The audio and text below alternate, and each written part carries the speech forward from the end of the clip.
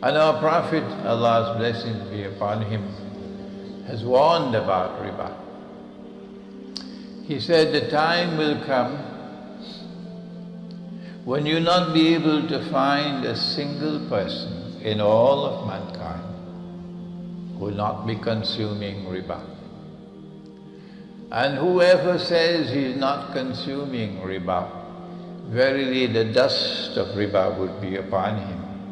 Verily the vapor of riba will reach him. So there is no escape. None. Meaning this is the mother of all attacks that will ever be launched on mankind.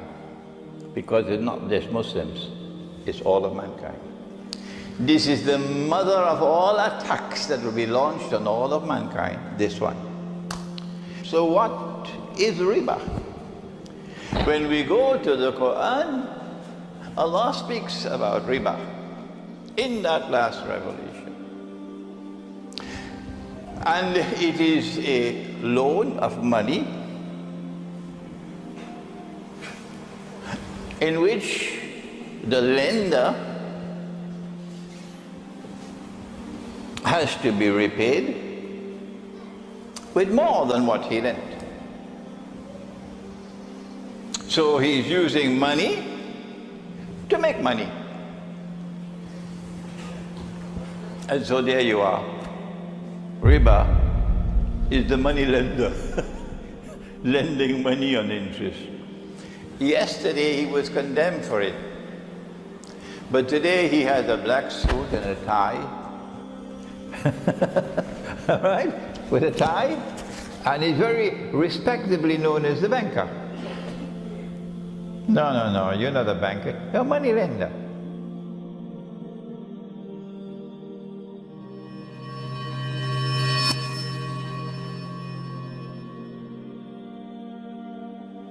Why has Allah prohibited riba, money being lent on it? They don't teach this in universities, no. I've studied in several universities, I know. In Surah Al-Rum of the Quran, Allah begins the process of teaching the subject. And He does it by offering a contrast between riba and charity. وَمَا آتَيْتُمْ بَعْدَ أَعُوذُ بِاللَّهِ مِنَ الشَّيْطَانِ الرَّجِيمِ وَمَا آتَيْتُمْ مِنْ رِبًا لِيَرْبُوَ فِي أَمْوَالِ النَّاسِ فَلَا يَرْبُوَ عِنْدَ اللَّهِ. That which you put out or you invest in riba, that your capital sum might increase at the expense of the wealth of others. فِي أَمْوَالِ النَّاسِ. It will not increase with Allah. Allah rejects this. وَمَا آتَيْتُم مِّن زَكَاةٍ تُرِيدُونَ وَجْهَ اللَّهِ. But what you give in charity, seeking Allah's face, Allah's pleasure. فَأُولَٰئِكَ هُمُ الْمُضْعِفُونَ. This is going to multiply many times. And so you have to ask the question, because the Quran does not tell you, and the Hadith does not tell you. And so you have to think, why has Allah offered the contrast between riba and charity? It took me 4 months in New York in the early 90s to try to answer that question. It took me 4 months. Driving all over New York and New Jersey and Connecticut, lecturing all over the place, facing the traffic in the Long Island Expressway. So one day the answer came to me in a flash. That's how it usually happens. Provided you have made the effort. وَأَلَيْسَ لِلْإِنسَانِ إِلَّا مَا سَعَى. And you will not get anything other than that for which you have made an effort. What is a perfect act of charity? It is to give and to take nothing in return. What is a perfect act of riba? It is to take and give nothing in return. When once we understand that, we will know it's going to be the mother of all betrayals. Allah is teaching you in the Quran that the perfect act of charity is one in which you give and you take nothing in return. And the perfect act of riba is the opposite. It is that in which you take and you give nothing in return. And so eventually Africa becomes poor, and Pakistan becomes poor, and Bangladesh becomes poor, and Indonesia becomes poor, and Egypt becomes poor, and Algeria becomes poor, and Morocco becomes poor. Shall I continue? It's happening in our watch. And when they become poor, it doesn't stop there. Because Nabi Muhammad ﷺ spoke. But who cares about the Prophet today? Who cares about him? That even if riba is a little bit, he said, it will still end in poverty and destitution. Those were his words. It's just a matter of time. And why are they doing this? Why are they reducing all of mankind to poverty and destitution? And people have to run from Pakistan. Who wants to live in Pakistan? And they have to come where the money is if you want to live a good life. Instead of asking the question, why is Pakistan poor? And what can I do to stop the rot? No. Allah speaks in the Quran a second time to explain why riba is haram. It's there in the Quran and you read it.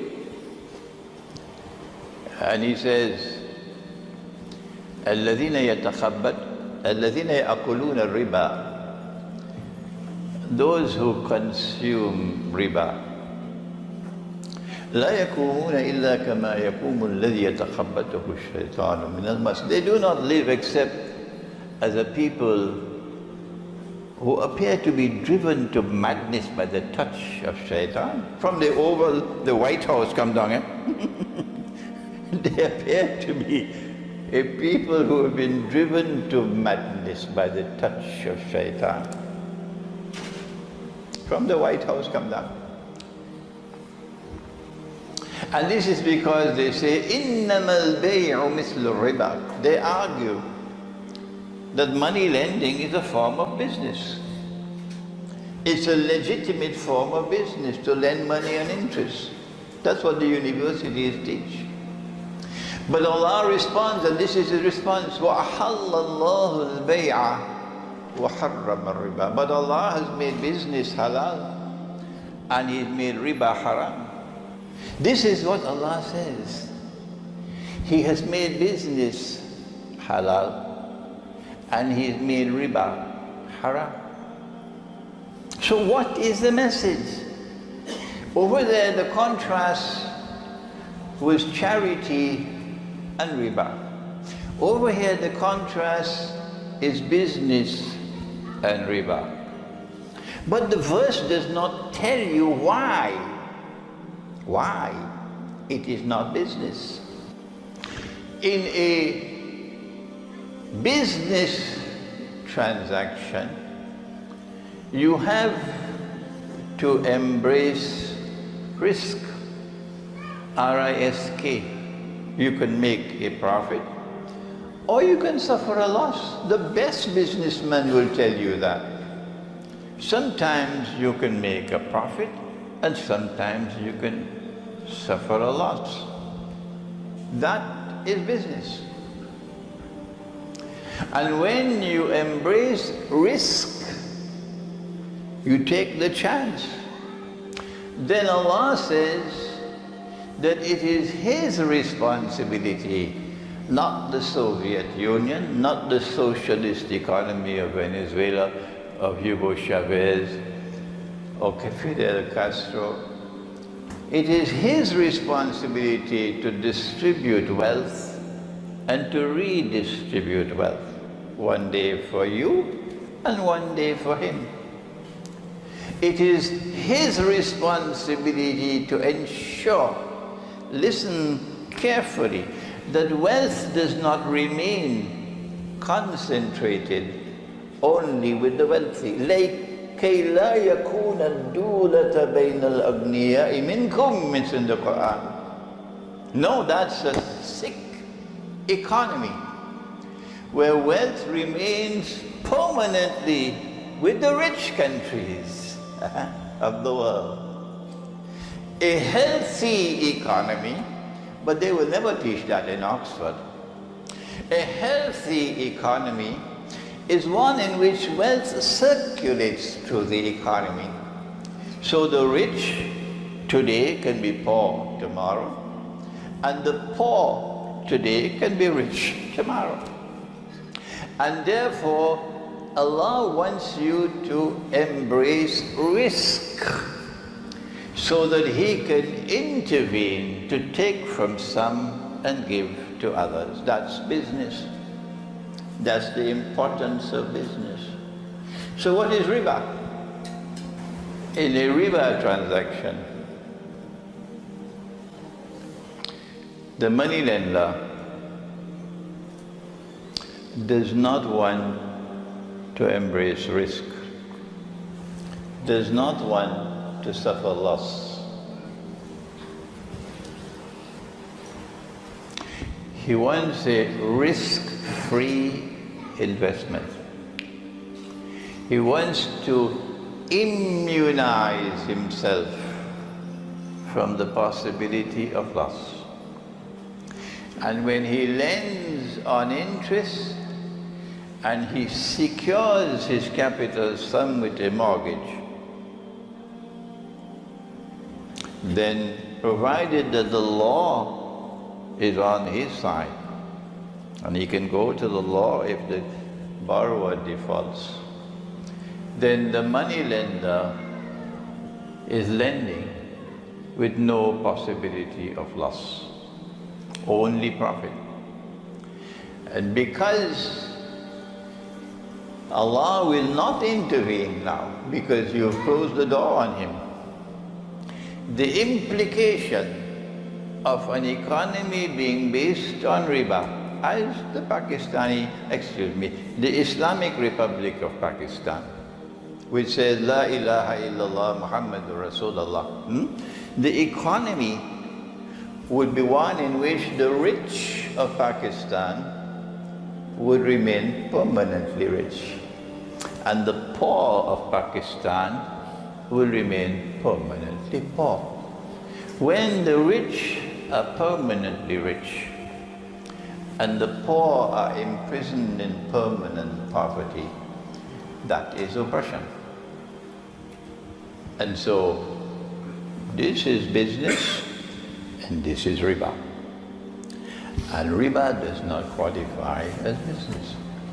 And if you want to know what they do when the banks lend money, it's not just fractional reserve banking, that if I have £100, I can only lend you 100. That's as much as I can lend. But if the bank has 100, they can lend 1,000, which is sinful, which is bogus, which is a rip-off. But it's worse than that. If you read John Perkins, take a note of the book, Confessions of an Economic Hitman, Confessions of an Economic Hitman, you will realize that they lend you money, Pakistan, they make sure that they lend you as much that you cannot repay. That's why they're lending you. So they're using money, loans, in order to trap you and enslave you. That's why they lend you money. It's not just the banking system, which today has trapped and imprisoned so many parts of the world.